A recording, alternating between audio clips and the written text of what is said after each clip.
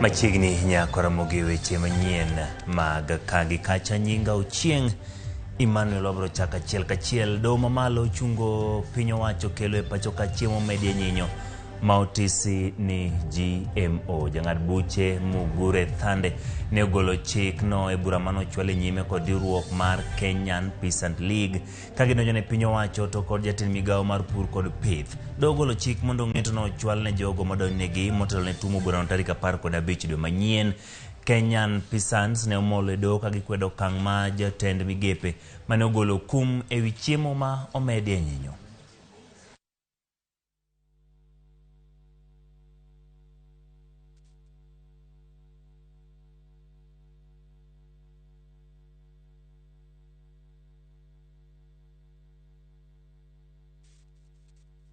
Kawere gi weche mag chiemo ma omedie nyinyo. Japuonjre moro ma nyoikore mar dhi timo penj ma klas 12 KCSE kaunti ma Homa Bay owito ngimane e yo moro magalagala.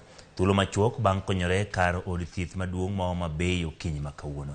Velma Anita Chieng, jahigni 19, ne dhi timo penj mare mar klas 12 Nyajanja Sekondar e kar chung'o bura mar Rangwe kana owito ngimane bang' nyuolo nyathi ma wuoyi ka okalo yor yeng'o kata operation e kar thiethno.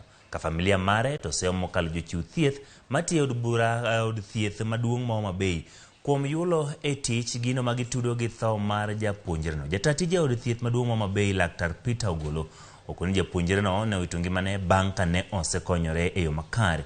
Kendo sani gidhi nyime gi timo nonro margi gima dine kel tho mare ka nyathino ngimane ni kare. Min Velma no bro hospital nyoro. Kobiro ong'isa ni mondo sign itero nyathi pala. Min Velma sign. Koro ni ng'at mabi itero pala Velma to ndanenda. Ng'at mabi itero pala Velma to ndanenda. Ndasa gi atena nyathi nyathina ni bucha thindi to ni watere. Ka gitio nyathi pala so chik wa nyathi oseur ka nyathi ru nyathi oto. Nyathi mabi timo penj. Ka daktari wuok ni nenda. To nyathi to itero pala. Homa Bay gi nyathi onge. Nobedo admitted e suptunda ka tarika 26 nyocha godhiambo ka en designs mag nyuol. Koro kano pime to ne ka koro kanne labor ochakore to kete bobedo koro ning'iye bang' seche 4 kaka ing'iyo mine moko to no chako ko progress maber to bang'e around nyoro around sabich to sabire ka ino ka koro don fugo koro kiaore ka konego ni yaore ba daktache manitie kanyo decide koro okonya nyuol nikech nyathino ne chal ni duong' to otere theater saa 7 otieno manyoro bogo nyathi ma wuoyi ma kila 3 gi gram 600 nyathino wuok maber ni bende ne wuok e theater operation gi information mantiyo ka mi wuok e theater kaber to bang'e eka nochako complain ne gi rem kuma no yang'e no to ni yedhe mag rem to bang' seche moko ariyo to gineno ka koro chapni ok en comfortable kitanda kano pim pressure to yud ka pressure dok piny. Daktache manitie kanyo temo duoko pressure no malo to no ki succeed. In fact bang' dakika 30 kama to Velma no lose ngimane. Ka odhi weche mag piny nyakwara mogedo ma kuno penj mathoth chakore mar KCP to kod KIPSEA. Jatend migawo mar somo Ezekiel Machogu okoni kamati moyiedhi manyocha kawo pach jopiny e wach lony mar somo mar CBC biro chiwo lero e kuma jopuonjre mag grade 6 masani timo penj biro jotie bang' penjno. Ma en kaluwore gi gwenyruok masani nitiere sekta mar somo kuma jomoko paro ni jopuonjre go madonjo sekondar ma piny kata junior sekondar onego bedie skunde mag sekondar kama moko to koni onego gibedie skunde mag primary. Jojawo koni gi ler mathoth kowuok Mombasa. Kaachiel kod jopuonj mane ochopo huru na kazi mar chwalo kalatase go mag penj e sikunde kaka ne osechan.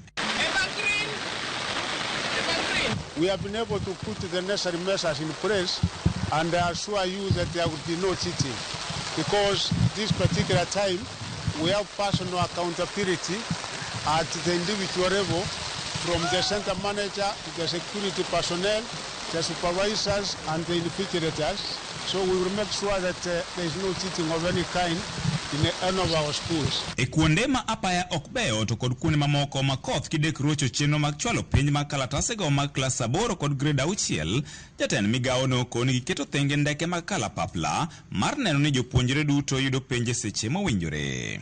The security personnel are in place, whereas the vehicles, even there are certain areas where we have an arrangement of helicopters to make sure that the exams get to the respective schools in good time. So we wish you well, our candidates, and tackle your papers with all the confidence and the faith that you are going to pass well in your exams. To kaluwore gi wach ma pod ogoyo jo Kenya nyang'eng ewi kuma jopuonjre mag grade 7 kata junior secondary biro betie, jatend migawo no koni girito duoko kowuok kuom kamati moyiedhi mar CBC manyocha kawo pach jopiny. They will be able to present the initial report to His Excellency the President of the Republic of Kenya, so that from there now the President will be able to make an announcement to the Kenyans where our grade 7 will be domiciled come next year when we are opening the schools on the 23rd of January. That announcement is coming, as I've said, any time in the first week of December, and whatever anxiety we have as parents, it will be settled, and soon enough they are going to know where the young ones will be domiciled, whether in primary or secondary. That announcement is coming very soon. Moheo jopuonjre milion 3.4 biro timo penj higani, kamago mag grade 6 gin milion 1.28, klas 8 gin milion 1.14, kamago mag klas 12 to gin gana 884. Bang penj mar klas 8 kachiel kod mano mar grade 6 chakore ayange odiochieng' ma kawuononi, piny owacho koro ni kod geno ni kamati manoyiedhi manono weche mag CBC biro chiwe ler koda klas 7 biro bedo e secondary kata primary. George Aoko, Ramogi TV, Mombasa. Kawuok Mombasa wadhi kaunti ma Migori ma ok tin ne jopuonjre 37 mag grade 6 timo penj mar KPSEA kama moko ma 36 timo penj mar KCPE kaunti ma Migori. Jalup Commissioner Sub County Masuna East Benson Karani wacho ni giseketo kenge no mabiro neno ni penjo ochung'ne kendo rit makare, bende yango ni gina kicha kotenore gi achude mag kuo mag penj mag biro kedo go kotenore kod chik. Karani oloso kinde mana yawa yango tese mag penj kapok chenro mar keogi ne ochakore. We want to assure our candidates of a secure and conducive environment as they undertake the examinations. We have given firm instruction to our officers to deal with anyone who may pose threats to peace and security during this time. We are also requesting our religious leaders, entertainment groups, and joints, and any other persons to be considerate and ensure activities that may disrupt our candidates as they sit for the examinations, as well as during the evenings as they revise, are carried out without raising a lot of noise. Remember, at this point in time, we are also having the World Cup going on in Qatar, and we don't want such activities disrupting this exercise.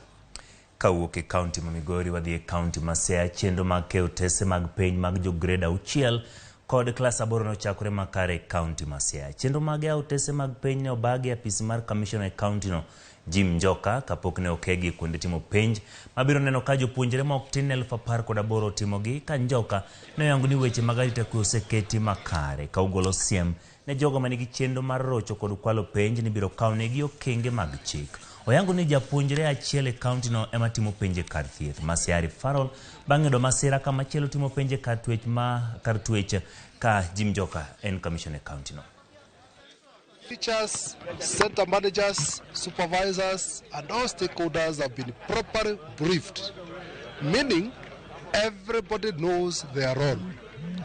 Number 2, we are having one government approach, multi-agency approach, meaning the security officers, the center managers, all of them, all of us are individually and collectively responsible for the success administration of the exams. However, if there is any malpractice in any center, the DCI, the National Intelligence Service, we are not going to start investigating from very far. We will start with the center managers, where the examination, who are the custodians of the examinations at the examination center. But I can assure you, everybody is properly briefed, and we are not expecting our teachers, our center managers to be involved in any malpractice. Kawuok e gwenge mag Siaya waduoge county Homa Bay, penj ma jogreda auchiel kod ma class 8 KCPE ochakore yo makare centers te mag penj manie county Homa Bay. Kwan jopuonjre maromo 39,584 ne ondikore ne penj mar grade 6 ka kwan jopuonjre maromo 37,868 timo penj mar class 8 KCPE ka commissioner Homa Bay Moses Lan manotolea kontena mapenjo koni giseketo chenro makare mane oni penj odhi nyime e yo no monde sore ka okoni skunde ma itime penj manie chula mopogore bende giseketo chenro makare mondo jopuonjre manie skunde manie chula kik bed kod rochruok. 8 centers for the private. A total of 37,868 candidates in public schools are taking KCPE examinations, and also 73 others are taking their exams from private centers. For the KPSCA examinations, we have a total of 1,213 centers that have been registered to conduct these examinations, with the total candidates of 39,584. All the examination centers have been given adequate security and also the necessary transport arrangements have been conducted. Kadoke county ma Kisumu penj mar KCPE kod mano mar KPSEA ochakore yanga e pacho kaendi e county ma Kisumu chenro mar keo penj skunde motelie gi jatend migao Salim Mvurya. Chenro mar keo otese mag penj ne ochakore sa 12 mar okinyi.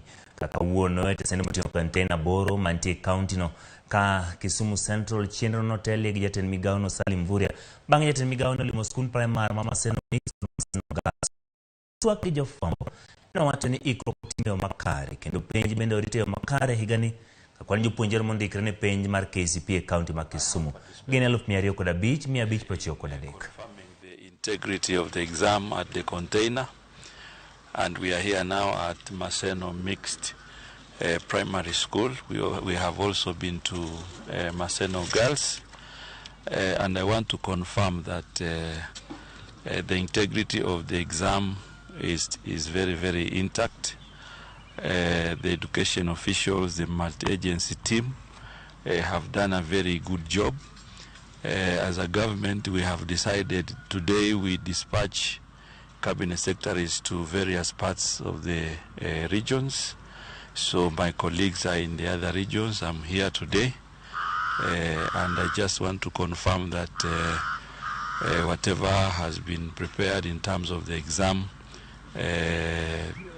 it has been done perfectly well. In the schools, no phones are allowed except for the school manager and security. And I want to take this opportunity to wish all the candidates all the best in these national examinations. Jatend piny Kenya William Ruto telo ne nyasi mar yawo chenro mar keyo chiemo e bwo kambi mar Twiga. Kambino tayo chenro makamano kokalo e sir kowuok kuom joket mwandu e pinje ma oko. Jatend migao mar ohala matindo Simon Chelugui kod jatend migao mar ohala Moses Kuria bende ochopo e romono kanyakla kod gavana ma Nairobi Johnson Sakaja. Twiga Foods model is truly bottom-up, uniting literal mama mbogas with actors along the supply chain all the way to large corporate concerns in the quest for more incomes, greater efficiency, and increased productivity. I am pleased to note that at the heart of this visionary enterprise is the objective of establishing and maintaining an efficient retail network, which is a priority of our strategy for rapid socio-economic transformation and a focus of the Vision 2030. My young brother, Sakaja of Nairobi, that please keep the noise away from our children. You have our support. You have our support in ensuring that our city, I know I have discussed with you this before, and you have my support in ensuring that we reorganize the city. Nyakoro magiro kamano kuom bedo kodwa e chakruok nyaka giko e chenro mar kagi kacha mago bedo gi thuolo mar losoni odiochieng' ma kawuono e chenro ni eri ma bendo kelni sapar mar midhiambo. Parni jo klas 8 kod 6 dhi nyime kod timo penj waketo gi lamo mondo mi giyud duoko makare penj mag timo. Jonyuol rit nyithindo bed kod horuok e kinde ni magi biro bedo ka gitimo penj. Man makale giko nyinga Ochieng' Emmanuel, weche manyien saa 1 mar odhiambo.